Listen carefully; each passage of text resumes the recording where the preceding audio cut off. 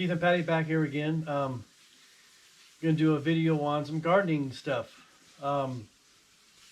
So it's been a while, but what have you been up to, Patty? What have you been doing out there that we need to update everybody on? Well, we've got 99.9% of the hill planted.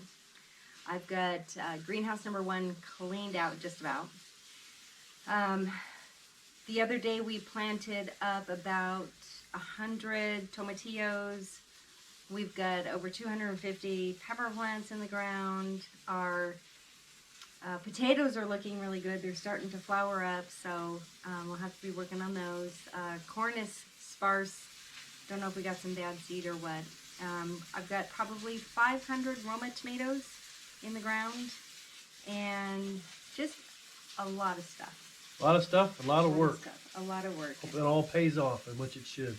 I do, because even though I've got that much planted, we're going to sell some at the farmer's market. You have tons.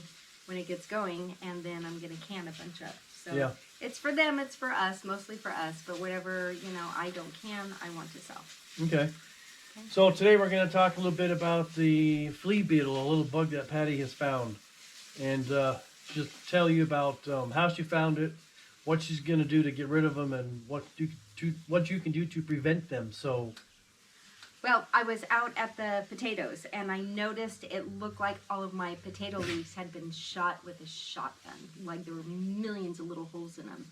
And then I started noticing it on my pepper plants inside the greenhouse, and on the potato plants too in the greenhouse. So I started doing some research, and I started looking real hard to see what was causing all these little teeny weeny holes, and it's a flea beetle.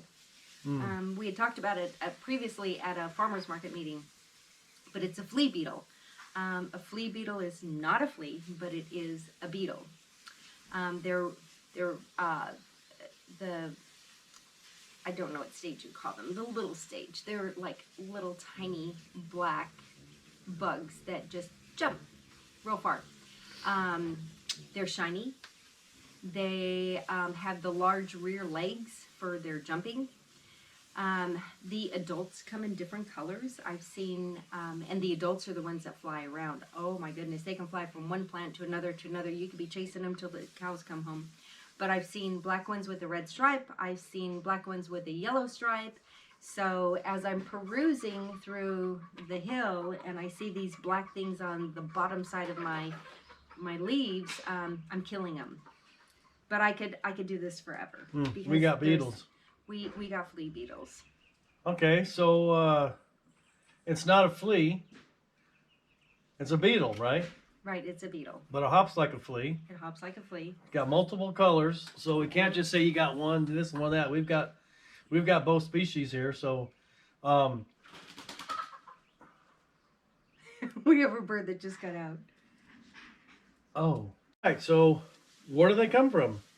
They're coming from the soil. The soil out here, up on the hill, I know for sure. But over here in the greenhouse, I was kind of like, well, how could they must just be in the grass around the greenhouses. I guess soil is either dirt or soil is either grass, so it's all. So I guess they're everywhere. Right, they're everywhere. Okay, well, we know that we've distinguished that they're everywhere. They're in the garden and the greenhouse, so they're everywhere. So what do they like? What do they eat? What's their forte? They are not in greenhouse number 2 because that has all of the cool weather crops. That's got the broccoli, the cabbage, the cauliflower, the kohlrabi, the kale, the lettuce. They're not in there, but they do like broccoli and spinach and eggplant and things like that. And they love tomatoes. Oh my goodness, my tomato plants, my Roma tomatoes that I put out there in the garden, all the older leaves just look like they've been shot with a shotgun. They like peppers, they like potatoes, they like squash, they like watermelon, they like cabbage, just about everything you're going to grow. Broccoli, radish, spinach, eggplant. Ask me what they don't like. Yeah. What do they don't like? Okay, they don't like strong smelling plants like sage, hyssop, catnip. You can use nasturtiums and radish and basil to, it's like a trapping crop. So if you want a crop that you don't want the flea beetles on, you can plant the nasturtiums and they'll go over to those because they really like that stuff, and the radish and the basils. Wow. What if we planted like a little catnip or so, like every 5 feet out there? That would probably work, but that'd be a lot of catnip out there. There'd be a lot of catnip. No cats around, but still. Yeah, maybe the chickens might like it. Okay, so that's something that we have to work on, and that if you got them, you'll have to work on them. How do you know if you got them? Well, your leaves will start to turn yellow. Like I said, they will leave like little shotgun shells, like millions of little holes in your leaves. And you'll see him jump. You'll see this little black thing, and then he's gone. Hmm. So, yeah, the littler the plant, the more damage that's done. The bigger the plant, the less damage, obviously, because the bigger plants can take the More stress. leaves and stuff, yeah. Oh, Yeah. well, now that we've determined that we've got them, and we've determined their colors and shapes and sizes, and what they like and what they don't like, how do we get rid of them? Up on the potatoes, a couple of weeks ago, I had some diatomaceous earth, and I put some in a little shaker can, and I shook it all over 99% of them, and I just left about 6 or 8 plants. And you could see the damage that was happening to those other plants versus the ones that I put all the DE on, and the DE seemed to have kicked the population. And what the DE does is, you know, like with any other soft-bodied creature, it cuts them like glass. Okay. So I sprinkled some all over the tops of all the plants, because that's usually where you're going to find the flea beetle, on the top. Occasionally you'll find them on the bottom, especially the adults. I sprinkled some around the ground because when they hop, they'll hop to the ground, then you can't find them. So it seems like the DE has really worked. I was going to do neem oil inside greenhouse number 1 just to see which one worked better, but I think I really liked how the DE worked, and we have a lot of DE. Yeah, it's easier to probably disperse. Yeah, it's very easy to disperse. Another thing you could do, you could put up sticky traps. But we're going to catch everything else too. Exactly. Little lizards and little lizards, frogs. And frogs. that's cruel, and we want the lizards and we want the frogs. Right. You can make a homemade insecticidal soap. You would use like 2 cups of isopropyl alcohol with 5 cups of water and a tablespoon of dish soap like Dawn. Mix it all together. So just gotta spray it on the plants? Yeah, spray it on the plants. Yeah. I would do a test area first so you don't kill your entire crop. But try one plant and see if it doesn't help. But I can tell you the diatomaceous earth worked. Okay. That is my choice of pest removal. So now that you've given us all these definitions of things that we can do, what are we going to do personally? The DE? Yeah, Just finish up? the DE. The DE worked really good out there, and so it doesn't leave your plants looking real pretty, but it's food grade, so it's not going to hurt you. And when it rains, does it wash off the DE? It washes off. We just had a bunch of rain yesterday, so I'm going to have to go back out and redo. I'm going to assess the damage out there, see how many flea beetles I can find. But I was out walking around in the garden a couple of days ago, and on my bean plants, I found the adults. So they will jump from there to the bean plants. yes, they are. So we should do all out DE there. on basically the whole thing. We should do DE. That's going to take us, a big commitment because we have a big Okay. garden. So why don't we just like get our band suits on and get 2 shakers, and we'll kind of like tie them to our hips and turn the radio on, and we'll just kind of go out there and up and down the garden. Wrap out the garden. Yeah, we can do Okay. that. We definitely. Okay, so we've told you what they look like, their colors, what do they like, what they don't like, what do you do if you get them, what are we going to do, the mixtures of certain things. So how about we tell everybody what some of the precautions that we're going to take are? So it's probably going to be best because this property has never really been taken care of. So it's best to till the soil. I know some of us are no-tillers, but you need to till the soil in the fall to bring up the adults Oh, okay. to the top of the surface, because they will hibernate in the soil.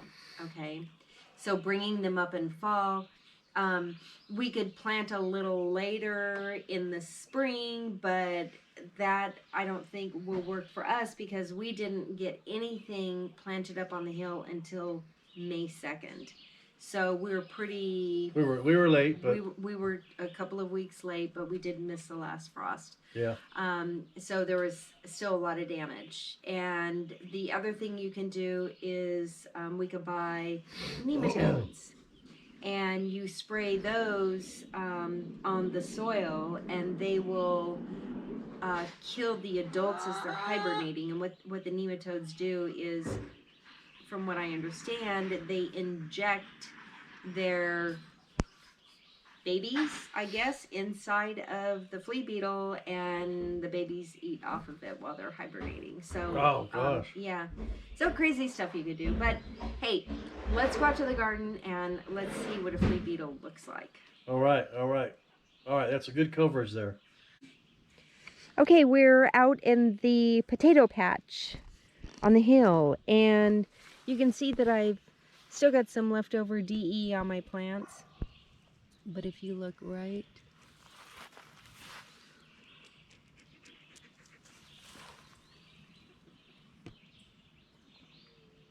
there, this plant has really suffered terribly. That's a lot of damage. And this is one that I did not put the DE on. Remember I said I left about 6 or 8 of them without any DE. And this is the damage that they've done. There's one right there. Now let's go and look at some of the plants that I did do a couple of weeks ago.